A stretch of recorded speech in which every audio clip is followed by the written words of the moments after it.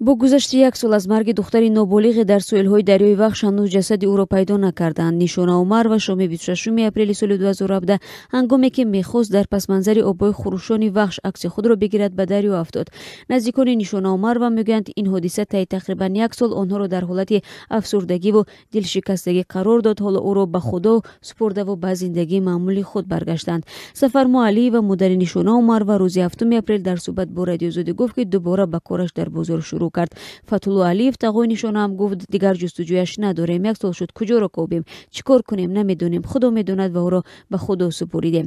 наздикони Нишона Умарова мегӯянд ӯ дар дарсҳо фаъол буд ва ҳамзамон ба селфи майли зиёд дошт. аз як тараф алоқамандӣ ба селфи ӯро нобуд кард, аммо аз тарафи дигар ҳамин селфиҳояш ҳастанд ки гоҳ-гоҳе ӯро тамошо мекунем, гуфт Фатулло Алиев. ҷустуҷӯи Нишона аз ҷониби кормандони ҳолатҳои фавқулода ва наздикон чанд моҳ идома кард, вале ба далели баланд будани сатҳи оби дарёи Вахш пайдо карданаш душвор шуд.